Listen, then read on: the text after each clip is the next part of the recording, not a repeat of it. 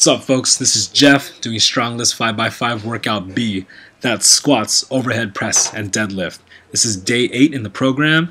It's 3/25/2015. It's a Wednesday right before work, and I'm clearing out the warpath for the camera, taking out the safety bars, moving around the platforms, moving the weights out of the way, moving the bands out of the way. There was a huge mess that I had to clean up, all for the camera.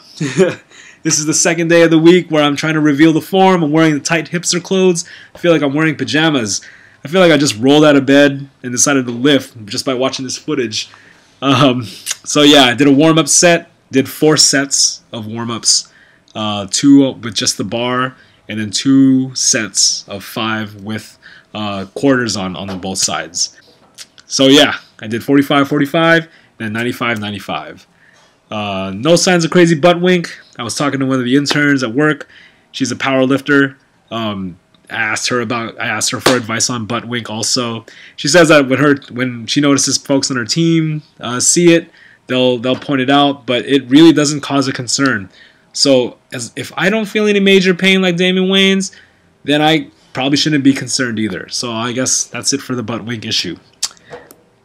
Anyway, the warm-up was good, you know. I know in the last video I was concerned about getting cold in between sets.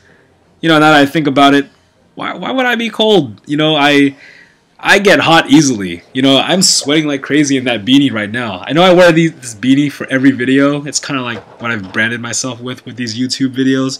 But I'm wearing a bandana underneath it, and that catches all the sweat that's accumulating inside the beanie. And I normally do wear a bandana when I'm working out, not on camera, just to catch all the sweat that drops into my eye as I go through workouts. Because I sweat a lot.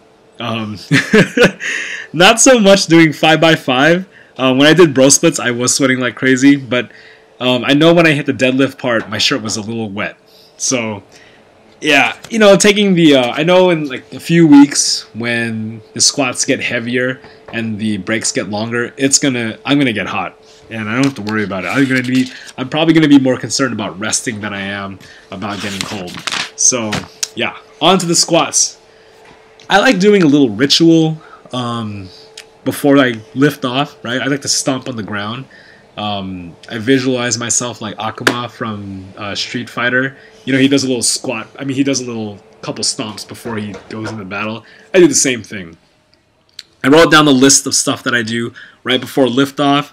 And I'll list it out here right now. I do a stare at the mirror, then I breathe, then I grab the bar, twist the bar, then I squeeze my delts, breathe again, stare at the mirror, then I squeeze the bar again, go underneath the bar, stare at the mirror again, then I roll the bar on my back, right? I get in position, and then I feel the bar rings, and that's where I grab and squeeze the bar again, and then I stomp.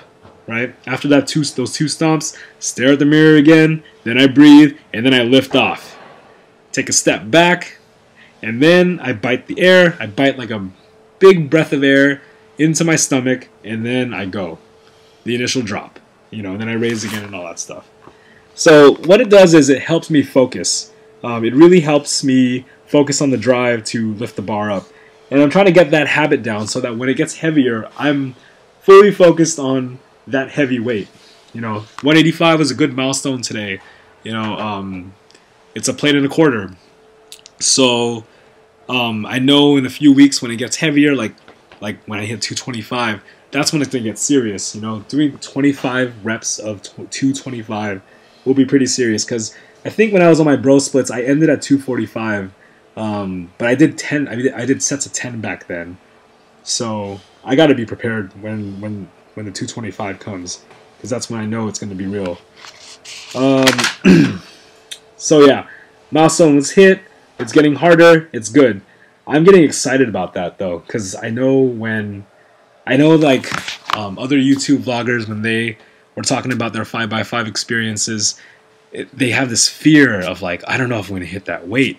You know, I'm excited for that, because I don't know, it gets really fun when you have to hit those weights that you haven't hit before, right? That's what I'm looking forward to at the end of this program.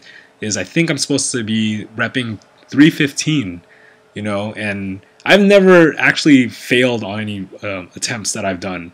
You know, I always had a spotter like with bench. I'll do. I think when I did my first 225, I hit it for like 3 times. You know, it was really satisfying, but I've never actually failed where I dropped the weight. Oh my god, I can't do this, you know. So I'm looking forward to that when that time comes. All right, let's go on to the overhead press. Got the camera right behind me, showing the wedgie alert, you know. I like this angle because it makes my back look really big, you know. Look at that, yeah. Anyway, I think I lost my balance a few times just trying to be super perfect with the form, you know. I think what happens is when I get to the very top, that last push to really squeeze the delts and the traps and push my head through the front, I lose balance a little bit. So I really gotta like work on my stability by pressing down on my heels. I think that's the right thing. You press down on the heels as you get to the top, just for more added stability. But we'll see. Anyway, yeah, so like I said, I'm working on my form for my overhead press. I'm still trying to get used to it. I think this is probably one of the most newer lifts that I'm still trying to get used to. I mean, back then during bro splits, I would do the leverage shoulder press. I used to just do shoulder press with the dumbbells, but that was seated. You know, I never did anything standing. This requires a lot of stability. So things that I do as I go through this is I try to squeeze my glutes, keep my hips forward, keep my core tight, and just kind of visualize myself like being a stick. You know, and the only thing that's supposed to be moving is my head and my shoulders. So the rest of my body is like a stick or like a surfboard. A surfboard. Yeah, so try to visualize myself really just stiff except for my arms, my delts, my traps, and my head. You know, as I raise it up, move my head forward, that way the whole body is straight lined. And yeah, that's the lift off.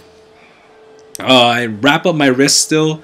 I'm really careful about that. I don't want to mess up my wrists. I gotta make sure they're protected, so I really wrap them up tight with those gangster wraps. I think in the last set, I really lose balance again because my neighbor was really staring at me. She wanted to use a squat rack, and she was like staring at me with murderous intent. Like, get out of my rack. I'm sorry, you know. 5x5, you're stuck in one spot the entire time. You know, I was here for like, what, 45 minutes. But yeah, so that's the form. Form's revealed. I think I need to make another video just to get some more form down. Yeah, I mean, well, that's what we do every time, right? I'm always taking videos just to improve the form. So I'll wear hipster clothes again maybe next week when I continue with this form stuff. All right, deadlifts. As you can see, got a different neighbor. He's also doing deadlifts next to me. He's watching me. Look at him. You can see him right behind on my back, just staring. Yeah. It's kind of funny when people stare at you at the gym. I don't know. But whatever. I was on. You know, I got to show him proper form, so did my best for both him and the camera. I hope the form looks okay. Maybe I can keep my back straight a little bit more. At the raise at the very top, what I do is squeeze the shoulder blades together, squeezing the bar itself, like trying to just squeeze juice out of the bar. My shoulder blades are engaged, that way my traps are engaged and my delts are engaged, and I keep my chest up, you know, like so that the whole back is just like fully flexed and it really engages all the muscles. That's why I really like deadlifts, you know, I just feel it everywhere. You know, my core is engaged because of my hips and the thrusting and my glutes. The thing that I really want to get more feels in is the hamstrings. I really want to engage my hamstrings on the initial pull at the hinge. That's the one thing I need to work on because I don't feel it as much there. I actually feel it in my quads also. Yeah, I do the same ritual before I pull up. I stare, I breathe. You know, I pull the slack out a little bit, then I stare again, I acknowledge myself, I lean back a little bit, and then I pull up, and then it's the deadlift. I love deadlifts. One thing I don't like about deadlifts, I'll talk about that now. I don't like hex plates. This stuff shifts everywhere. It rolls forward, rolls back, it messes up the pull. You know, I want to keep the bar path consistent as I pull down and let it go. Right against my shins, but the hex plates kind of shift it all around, which gets kind of annoying. I know I could work out at my friend's place, but our schedules just never align correctly. I could do it at work, like I was saying in a different video, but I don't want to pay the money to have 2 gym memberships. I actually have to pay to work at my own gym at work. Yeah, it's weird. So yeah, last set of deadlifts. You know, my favorite. I know I guess when I hit 225 or something, when it gets really tiresome, I'll stop doing as many deadlifts per the 5x5 workout. That's the one thing I'm not gonna follow just yet with this program. So that's about it. That's everything. That's workout A. That's workout B. The form is revealed. Thanks for watching, folks. Go ahead and subscribe, like, and comment up your feedback. Send me some plur vibes if you're down and you feel that. And I'll see you in the next episode when I get back into rec mode. Thank you.